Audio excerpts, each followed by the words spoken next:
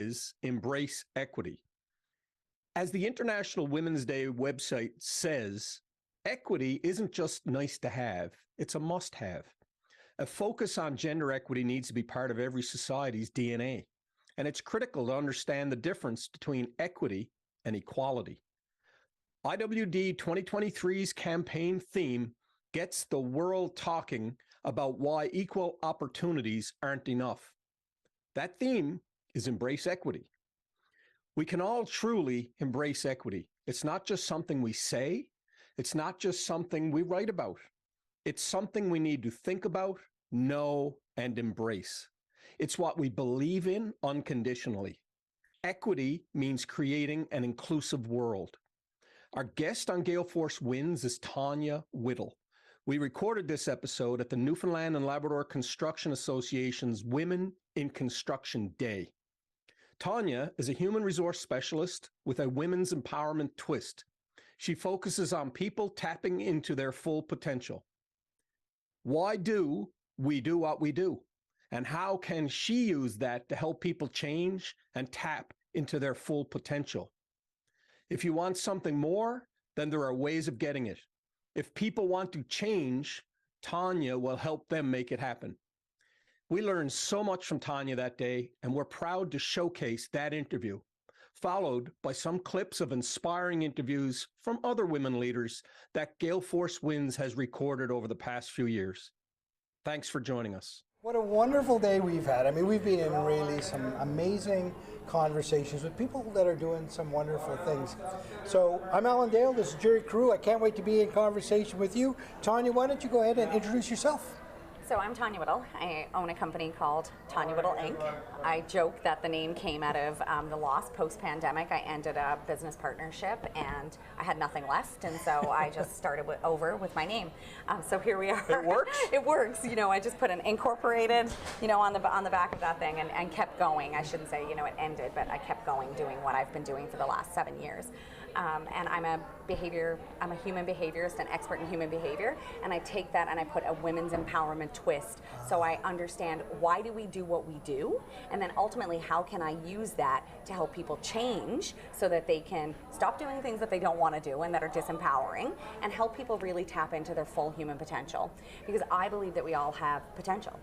I believe that we're all born with greatness. I believe that we have an ability to tap into that if we're teachable, if we're coachable, if we want something more, then there's ways that we can do it. So I take that sort of unique blend of sociology and human behavior and then boil that down into, you know, why do we do what we do, and then how can we do better, you know, if we want to do better. Ultimately, we can't make people change, but if people want to change, if people want to do better and reach a higher level in their lives, then this is something that, you know, allows us to do it. So I take that and I focus on women as my primary focus. It can help anyone, you know. You're going to help two of us today, Yeah, you're so gonna we're help looking us, forward yeah. to that. I mean, I don't know. I know. I agree. I see, she zeroed in on you already. Wow. Wow.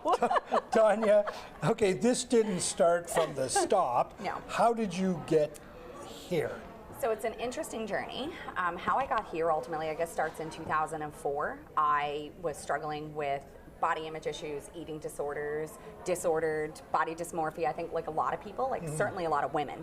And one morning I woke up and I thought, you know, were we really just born to suffer, diet, and die? Is that what life is supposed to be about? And that really started a journey where I really started to embrace understanding what I didn't know about health, fitness, what the world wasn't teaching me. So I went and I found that, and I landed in fitness, in the fitness industry for 12 years. And I loved it. I mean, there's nothing more empowering than really seeing people, you know, overcome challenges, and that's one of the, you know, it's a beautiful place to be. But what I started to really notice was the struggle that people had. So I asked, if I could change and I could embrace this, can I learn what I did and then teach it to other people? And that became the journey of sort of where I ended up going back to my sociology roots and saying, you know, so society makes us a certain way. It is, people call it human, that's human behavior. It's not, it's human conditioning.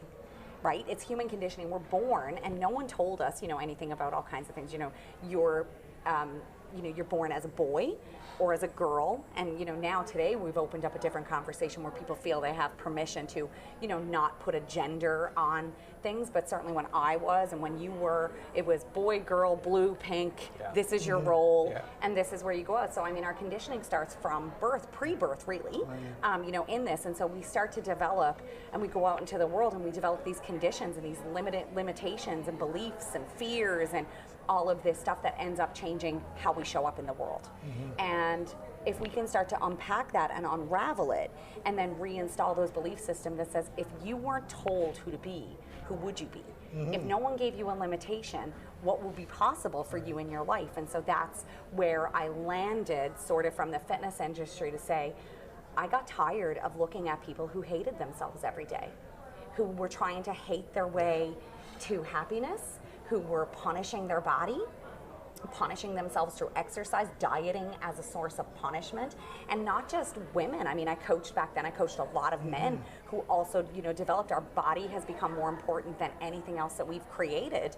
And I thought, this isn't what life was supposed to be about. And so that led me back to that grassroots question, back to my social roots that said, how did society make us and how can I contribute to unraveling those stories to allow people to really embrace who they are and get on with living our best life? Because man, like my motto is that, like, as far as I know, we only have one go.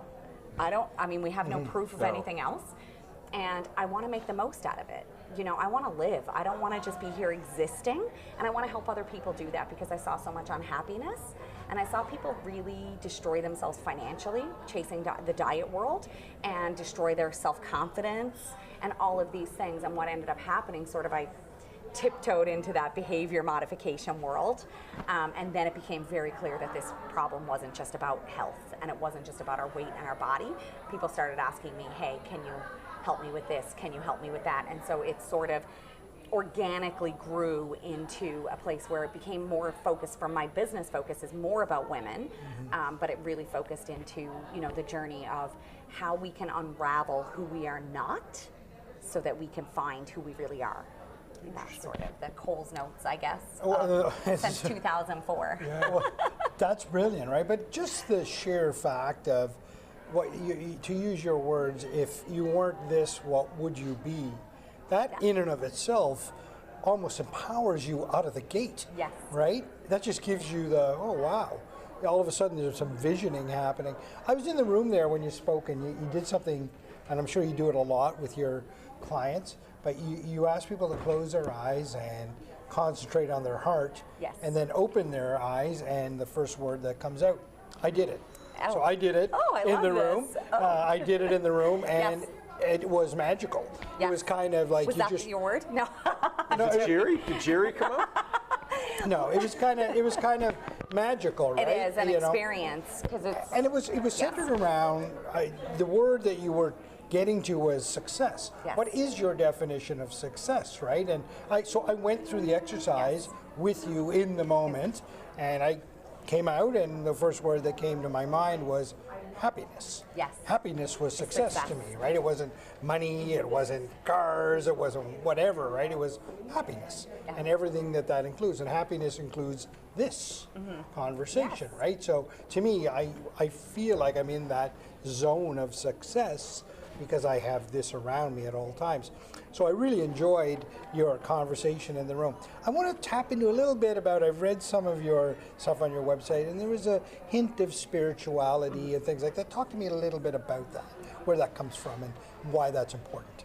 Well, and the experience that you had, you just said it was very magical. That is spirituality. 100%. One of the biggest challenges that I think on my journey of uncovering who we are as people, and ultimately the question that I started asking that led me, all around the world, training under some of the biggest names in self-help and industries and intense with shamans in the jungle and all of this. I was willing to do whatever it took to really unravel this. And during that, I realized is that to be human is to be spiritual.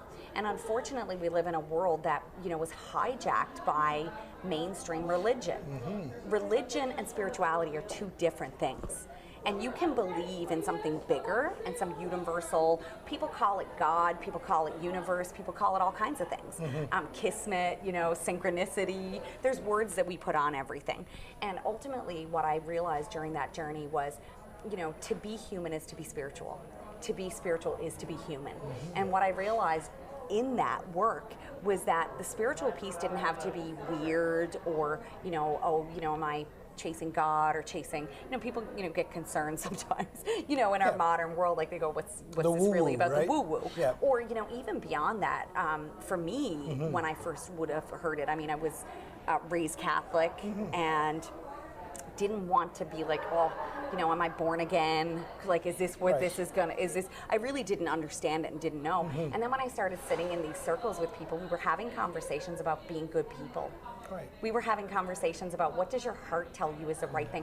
You've created this podcast and you're having an incredible experience. You're meeting incredible people and you're bringing voices to people who otherwise wouldn't have those voices, you know, that are out there.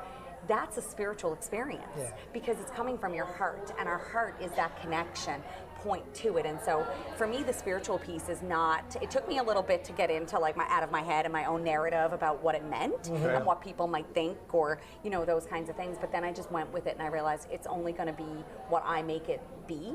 And so that became something that I realized is that, you know, this isn't about religion and it's not about any of those things, but it's about who we are as a person, ultimately who we were born to be. And so that became, you know, the experiences that I found. Tanya, it's interesting, Alan, you're talking about narratives. You know, Alan and I are on an incredible journey with this podcast, but there still is an internal narrative. There's days when I get up and I'm like, what am I doing? Am I crazy? Are you still having that as well? Absolutely. And what do you do to deal with it? Well, there's a few things, you know, ultimately you have to stop listening to it. It's a liar. So when you ask about the spiritual experience and, you know, what does that piece have to do with it? Our head is our conditioning. Our heart is our human behavior, our human nature. People say, oh, that's human nature. It's not human nature to bully each other, to hate each other, to fight, to kill, to, you know, put each other down. That is not human behavior or human nature. That is human conditioning. We learn that in our world. And so when you think about these experiences that we're having, why the experience is so magical when I take people into out of their head, you know, walk through the forest, go into, you know, and I do this in a way that you can feel it's happening. You know, you feel that earth rising up to meet you, you feel the air and you feel all of it. You really feel as if you're there. And in that experience, it moves you into your heart, and it actually creates synchronicity between, there's all kinds of science behind this. So it's less, you know, what I like to say now is science is proving the mythical true. So this is sort of a really cool time to be doing this because there's actual scientific, you know, synchronicity between the head and the heart, and when we get them working together. So when that experience happens and we go down here, now your purpose becomes clear, the word that you're seeking. So that's a practice that I do to stop that narrative. Is that the narrative is fear and the narrative is conditioning. That's telling us, you know, reasons to go home, reasons to give up, why we're stupid, you know, why this is never going to work. And that becomes our self-sabotage. And so we need to learn that it's always going to be there. But we can learn, we stop giving it a stage. Don't give it a platform, you know, don't. One of the things I do like to do first is I do like to give it a platform. I like to go, hey, fear, or hey, you know, this belief system that I have. I actually have a process where I say, you know, I write a letter with it. You know, dear fear, what are you trying to teach me? What are you really afraid of? You know, these are the experiences that I take, you know, my clients and myself on, you know, as we do this. So I'll, you know, say, let's get in bed with fear. So first I want to give it a stage. And then I want to bring it up and I want to find out what it's here to teach me. Because it's teaching you something. You're afraid for a reason. There's something there. And if you can bring that up, you bring it sort of into the light, for lack of a better word, but we bring it into the conscious. We bring it out of the unconscious mind into the conscious mind, and then we can fight it. You can't fight what you can't see. So then you can bring it up and you can go, that's so silly, I'm just afraid of failing. And what's the chances, what's the worst thing that's gonna happen if you fail? And second, for most people, certainly people, you know, that you're having conversations with, or even for yourself and people who are watching this podcast, what's the chances of that actually happening? Because we're the type of people that even when we fail, we turn that obstacle into an opportunity and we build a foundation, you know, on the bricks people threw at us. So this is how we can actually end it. The narrative is always going to be inside of us, I believe, and it's never going to go away. And instead we need to learn to live with it. find out what it's here to teach us, and then start talking back to it, or telling it to, like, I mean, simply shut up sometimes, right? Yeah. You know, Les Brown says this. He says, you know, sometimes you got to wake up and look in the mirror and say, shut up. And, you know, because that noise. And so the experience that I like to do is sort of a combination, and it's learning to trust yourself about what one you need. Sometimes we need to just go sit in our car for a moment if we're scared, you know, especially people in business. I mean, sometimes, I mean, during the pandemic, I mean, people were reaching out to me. They weren't sleeping. They might lose their home. I mean, these are panic. I mean, my business was, I was running international women's events at the time the pandemic was declared. Really? I was at my book launch in Nashville when the pandemic was declared. My business turned off overnight. And then transitioning, people expected, oh, you know, let's transition to an online world. And some people really were able to do that really quick, or they were poised for that market. Some of us weren't, or what I do doesn't translate well to online. Yeah. You know, like, let's get out and have experiences, but like, okay, I'm going to sit you in front of your computer for 8 hours. That didn't translate. You know, so people were calling me, and I was going through the same thing, you know, of recognizing that, you know, this is here and we have to deal with it. And so what's the strongest way we're going to come out on the other side of it? So the voice is always going to be there. You've got to find out what it's trying to teach you, what you're scared of, deal with the fear, or sometimes just quite simply tell it to shut up. Or the third one is do the hand heart, or the heart breathing that I taught today, which is just sometimes I put my hand there because it's just a visual thing, or just take a few breaths as if you're in your heart, and then it settles your nervous system. And from that place, then you can hear a little bit more of your own authentic voice, which is going, you know what, you know how to do this, or it's gonna be okay even if it's not okay. Right? You're gonna be okay because you know how to do this, and you know how to build this because you know who you are and you know what you're capable of. And that's the power of sort of bringing it in here and recognizing that we're never gonna end those voices. We've been conditioned with them, and the outside world is constantly giving us reasons to find them at a deeper level. So it's learning to navigate and not listen to them. They're not true. Tanya, wow. Great. Sure, I went off there. It's all right. I'm going to go write a letter to FAIR right now. You continue the podcast. Love that, by the way. A great explanation, and I love one line you had in there: the bricks that people throw at you just become the foundation to build on. Fantastic, and great words for sure. Okay, explain to me the connection with the Newfoundland and Labrador Construction Association. You're empowering women, I understand. Today is Women in Construction Day. Explain to me how this relationship formed. So the relationship formed, which is, you know, always really exciting to get, you know, into new industries. You know, last weekend I was speaking at a healthcare, you know, place, and a lot of these conversations, you know, when you say the bricks people throw at you, you know, 7-8 years ago, I mean, people were sort of, especially when you brought in the spirituality piece, or, you know, the letter to fear piece. I mean, there's a lot of people who made fun of some of those things, right? And I didn't care, because for the first time, you know, I built that inner sort of resilience to know that they're not the people who matter. They're not the people I can help, and nor am I trying to help them. You know, so I just kept going. And so what's happened, I think, is like everything organic. Someone opens a door, and then another one opens, and another one opens, and another one opens, and you just keep going. You just keep saying yes to the experiences that feel good. And so I had, you know, a person who was doing all my marketing, and the firm that was doing the rebuild. You know, when I said, hey, I have this thing called Tanya Whittle Inc., could you brand this for me? You know, and then that person came to a few of my events because they really wanted to see what I did, and their mind was like, oh my, you know, so she was mind blown over this, and then started to open more doors to people. So Rhonda Neary at the NLCA was one of those people, and when she came, her and I had a conversation. She listened to a bunch of my podcasts, and then she just called me and said, I need to have a meeting with you. We are having a Women in Construction event, and I need you to have these conversations, because the question that they asked me when they posed, you know, for me to come and be the speaker here, was, look at the wall behind us, and out of all the years, there's 2 women on that wall. Where are the women? Why aren't more women stepping up? Why aren't they putting their names in positions of power? So that became the connector, and I had the answers to that. Most people don't know today why women are consistently paid less. People don't know that. The reason is because they don't ask for it. We're not asking for seats at the table. We're accepting, you know, positions in the back of the room. You know, for a very long time, women had to bring a folding chair. to the table because there wasn't a space. So we had to bring our own chair and pull it up and force our way in. And then they put a chair at the table for women. And then women started building tables and building rooms. And now here we are today with an entire day added to a conference just for women in construction. Right. So the connection was with Rhonda recognizing the conversation that I was having and saying, this is the gap that we have never been able to answer. And that was how that relationship formed, and that I came here today to be able to have this conversation with, 120 something women, but then also, all the men, you've been a part of it, you've been a part of the conversation. Several men were here and all came up to me, to say it was such an interesting perspective shift that they just had never thought of. And that's our unconscious bias, right? That's there, that until we hear something different. So that became the part, is that, if we're gonna really grow these industries, male-dominated industries, it has to be more than a folding chair at a table, and it has to be more than getting your foot in the door. It has to be welcoming women, to a higher stage and to positions of power in these organizations, because we have something to offer. Right. There are industries that have not yet formed.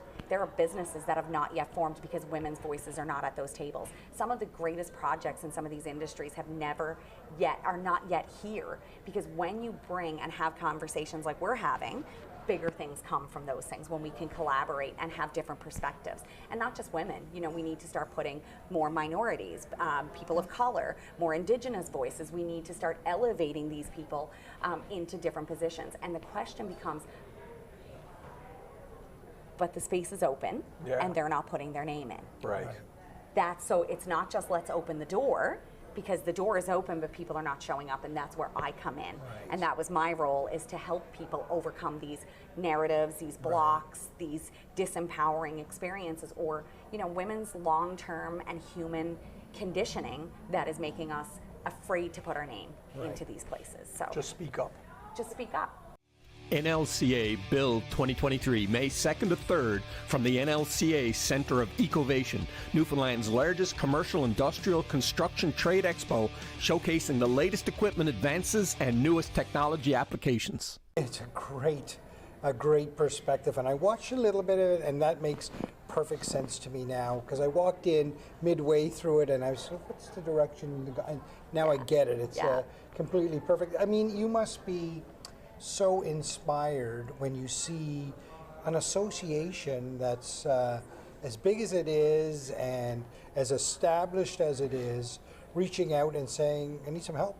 Yes. That must make you feel good. Absolutely, because it's not the way that we did things doesn't exist. Right. Now, it wasn't going to exist anyway, but the pandemic accelerated that. And so our systems and our infrastructure, the way we did things, is crumbling underneath us. And the way that's going to be forward, we need to build something new. It doesn't exist yet. And the only way we can do that is when we really begin to collaborate and have different, more empowering conversations. And people have to understand our history to understand our future and where we're going to go and what we're going to be able to create from that. So it's incredibly inspiring, because we can have conversations all day long, but it's not until corporations and, massive healthcare foundations that are calling to have a bigger conversation, that's where the change happens, is in these kinds of rooms, because these are the people, the policymakers, the lawmakers, the people who have the ability, like today they just announced pay equity, right? Because we're saying women are not getting paid as much because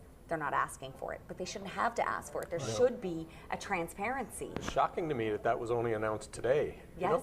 Yes. Frankly. And it's across the board. Many people don't. And so if we're not aware of sort of the statistics or what's actually happening, that less than 8% of women are still actually getting business funding and venture capital. Wow. I could have a really, really incredible business idea, and you could have a terrible one. Right. And you are still more likely to get the money than I am. Wow. And I have been in business meetings with women in funding 2 years ago who were asked if they had a partner to support them.